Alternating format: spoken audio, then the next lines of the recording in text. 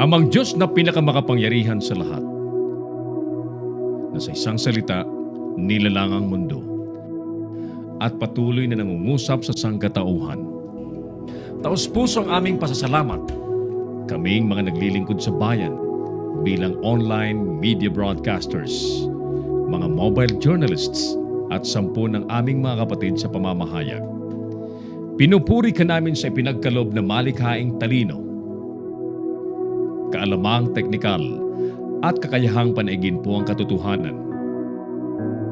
Magtaglay po sana kami ng karunungan, matibay na integridad, malawak na pananaw at makatarungang mga desisyon sa aming mga tungkulin. Naway magsilbi po kaming tinig ng mga mahihina at hamon sa mga makapangyarihan, tagapaghatid ng kaalaman at kaliwanagan sa mga nagugulumihanan. Tulungan niyo po kami na magampanan ang aming mga propesyon sa pinakamataas na antas, lalo't higit sa panahon ng kasalatan, kakulangan ng oras at matinding kompetisyon. Patatagin niyo po kami laban sa mga tukso na sumang-ayon sa kung ano ang nakararami, maghaka-haka, makisama sa mali at ang magmadali. Tulungan niyo po kami, ang mga manonood, mga mambabasa at mga taga-suporta na magampanan ng aming mga papel ng may talino at pangunawa ng ang katotohanan at kagandahan po ang manaig sa online media. Iniaalay po namin ang panalangin ito sa ngalan ni Jesus na tagapaghatid ng magandang balita, naghayag ng kanyang katotohanan at nag-alay ng kanyang sarili sa sanlibutan. Amen.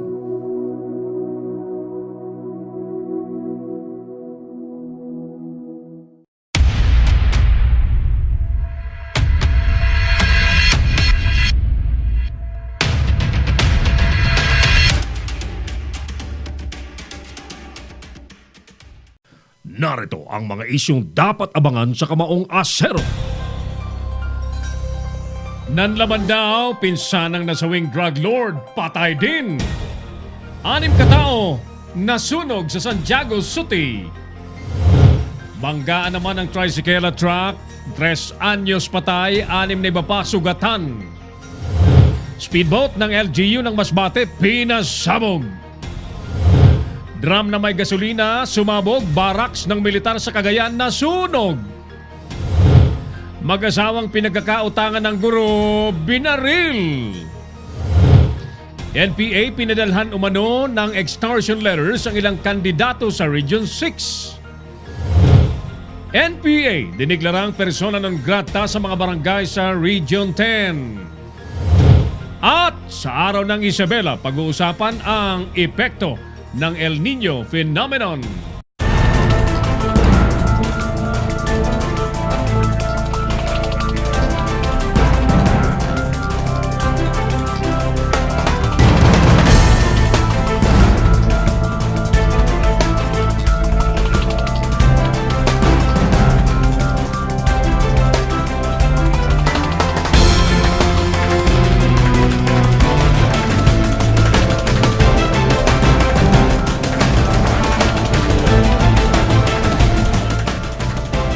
Live from the studios of Leader News Philippines, Herald Dakame of Kamaong Asero starts now!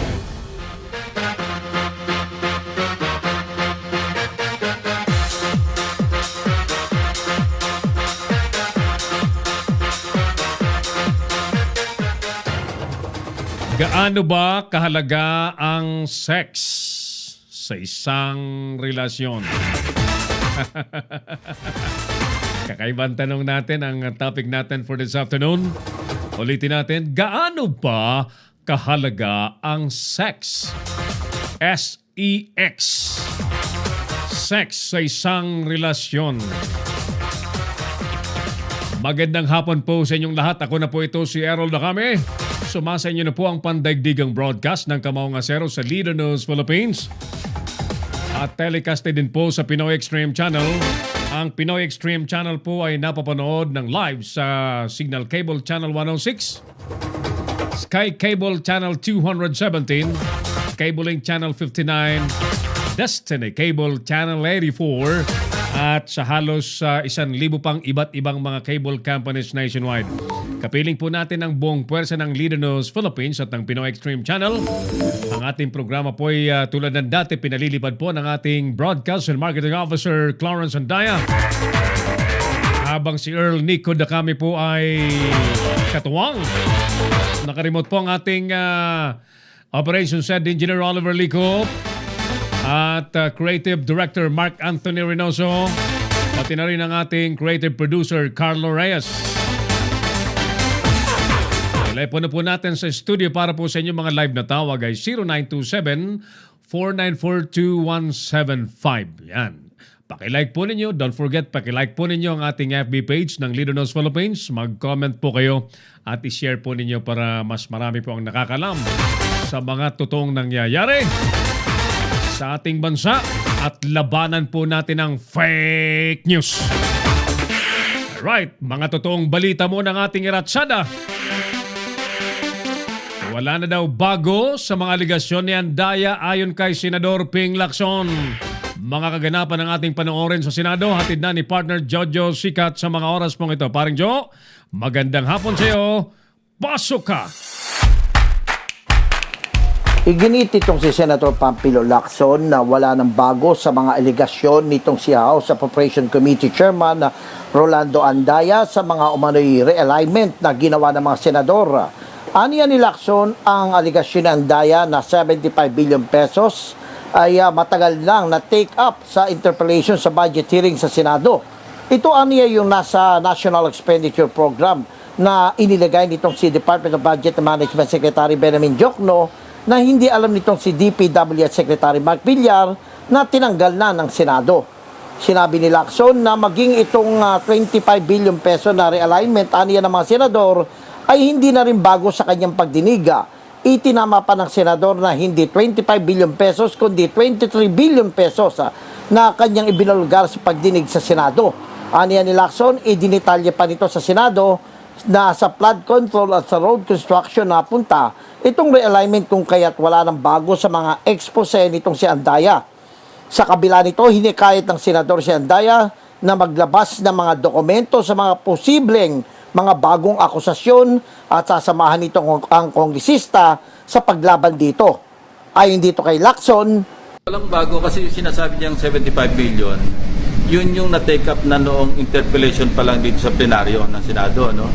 Yun yung sinasabing inintroduce na insertion ni Secretary Diokno na tinanong namin yung mismong DPWH kung alam nila at nung sinabi nilang hindi alam at okay sa kanila natanggalin, inislasyon. So, walang bago doon. Nilabas na rin namin yon. Yung 20... Aniya ni Lacson, simula't simula pa ay tutol na ito sa anumang uri ng pork barrel ng mga mababatas kaya't simula na maging senador ito, hindi na ito tumatanggap ng... Mula rito sa Senado, ito si George Sikat, nagulat para sa Leader News Philippines. Si Errol Dacami, ang Kamaong Asero.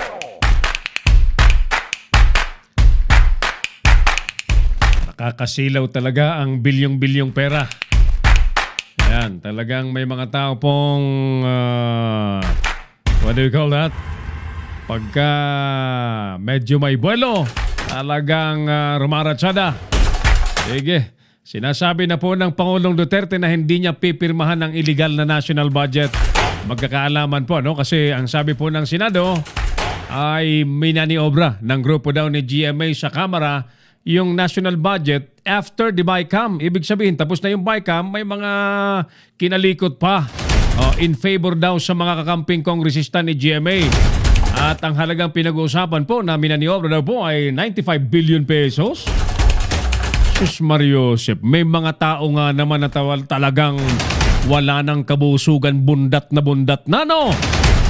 Pero tingnan natin, magkakaalaman kung finally i-veto o ibabasura po ng Pangulong Duterte yung nakukula-pula ng hinala na national budget po ng Pilipinas na pinakialaman daw pa rin ng tropa ni GMA sa Kamara tapos na yung BICAM. Diretso tayo sa isang special report. Kahalagahan po ng ROTC, Binantayan ni PJ Cabrera. Yes, PJ, magandang hapon. Matapos aprubahan ng batas sa muling pagbuhay ng mandatory ROTC training sa mga college students, umarangkada na ang lingguhang pagte-training ng mga kadete sa campus ng Laguna State Polytechnic University sa San Pablo City, Laguna.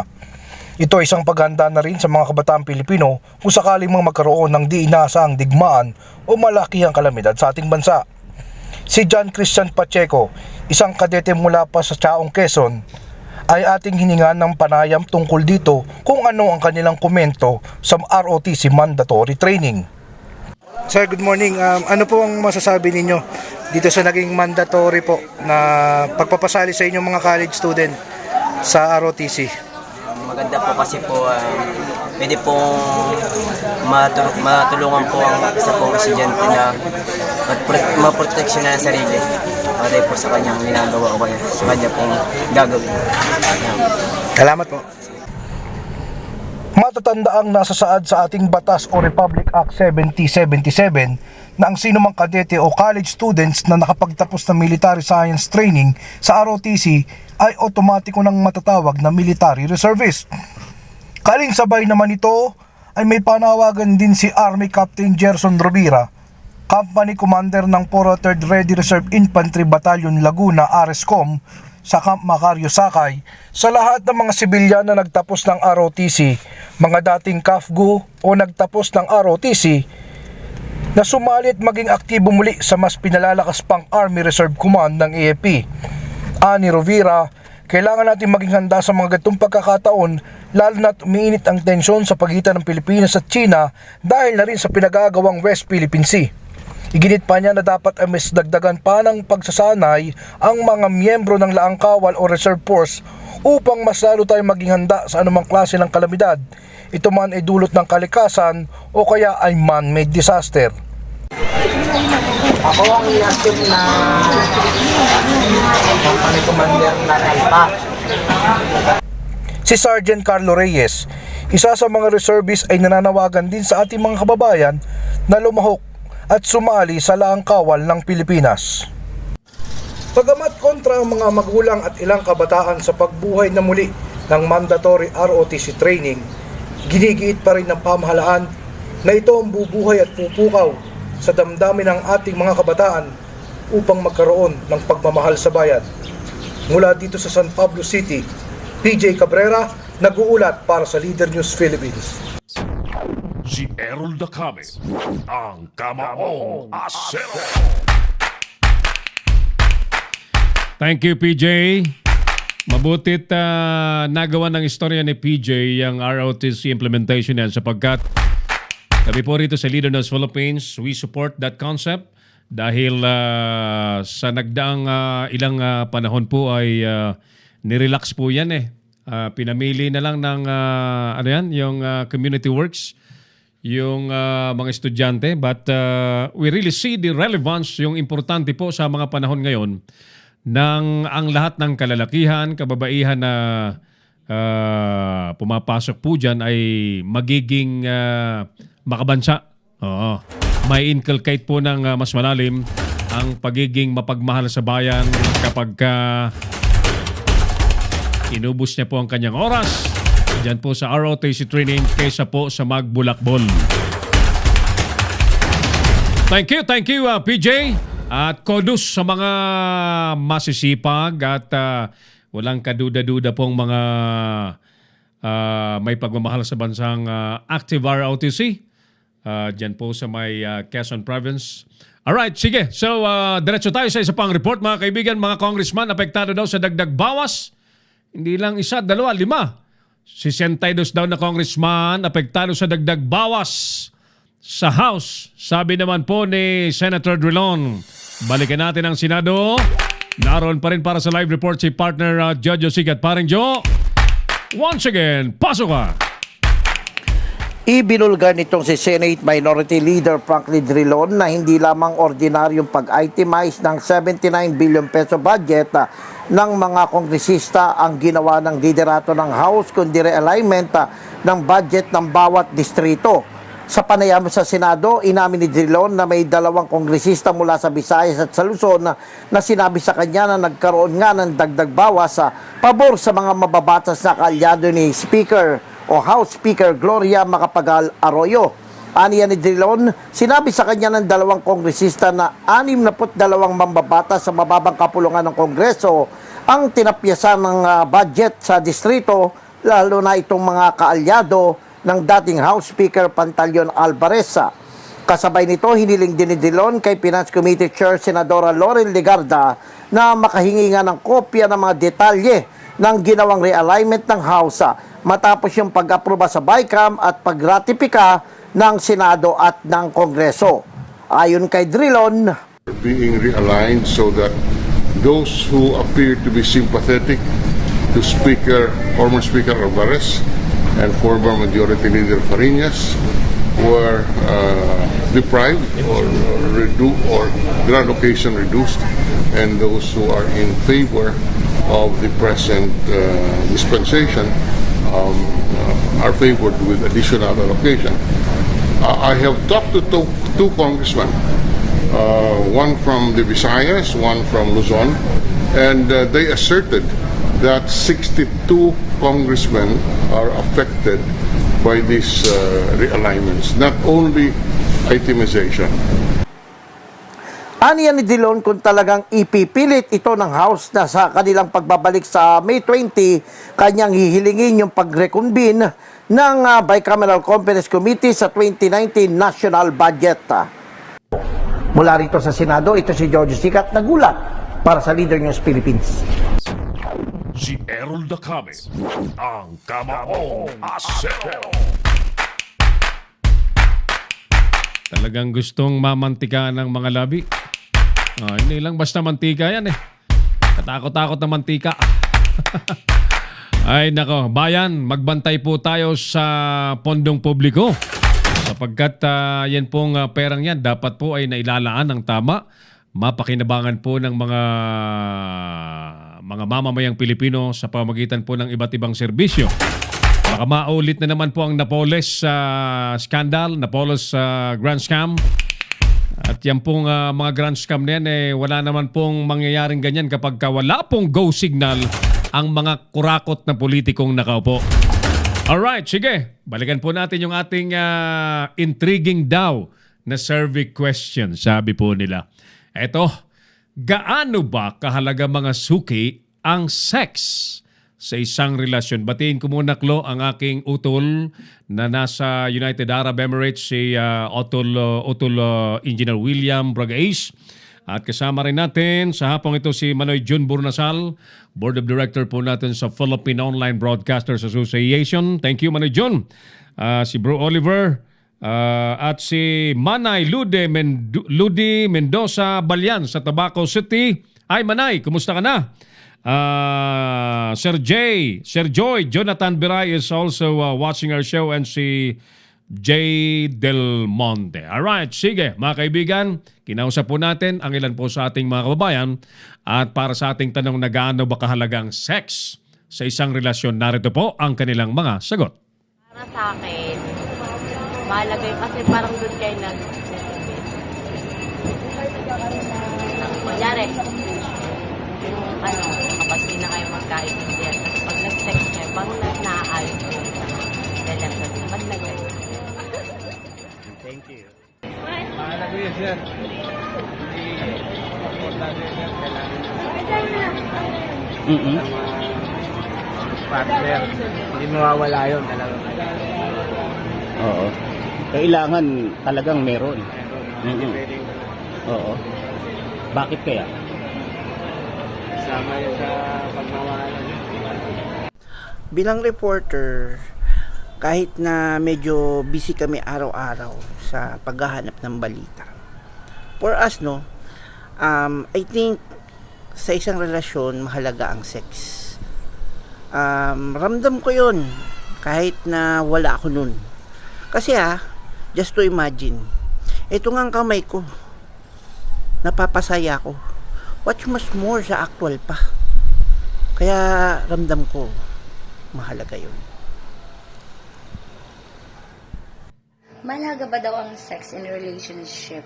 So, for me, not really, pero kailangan din meron kasi it is how you show love to the person, to your partner, because kumbaga, passion of love, in making love, ganun. So, kailangan din yun kasi tao lang. So, yun, showing how you really love the person. Pero that doesn't mean na kailangan may sex para sabihin love mo talaga yung isang tao. Kasi part na yun given na yun once you're in a relationship. So, kumbaga kung mahal na mahal mo yung isang tao, so yun, nangyayari yun. So, yun, mahalaga din. Opo, sa married couple. Kasi, doon nga po nabibuild mas lumalalim yung relationship niya sa sex. Kasi, kayong dalawa lang yun, sir. Parang, hindi lang siya basta heart to heart to. Parang gano'n. Sex actually makes you feel like, akin ka lang. Parang gano'n. Na dapat sa married couple lang yun. Kasi, yun. Pero hindi siya dapat sa basta mag-girlfriend at boyfriend na. Kasi, yun. Siyempre, pag sa couple, siyempre, pag asawa po kayo, mahalaga yung sex. Kasi parang doon mas nabibuild yung trust at saka yung affection nyo dun sa isa't isa. Kasi nga, syempre, kaya may nag-iwalay kasi minsan naboboard sila kasi walang gano'n. Pag sa mag-girlfriend, boyfriend pa lang, syempre not necessary po kasi kaya may iniiwan na minsan gano'n. Kaya may dalagang inaminsan kasi inuuna nila, ginagawa nilang gift lang yung sex, which is hindi naman dapat. Magbabalik si Errol Nakame sa Kamaong Asero. Bring your business over 1 million TV or online. Reach your target customers anytime, anywhere. Your brand on TV or on the web. Get more customers and grow your business. Advertise now.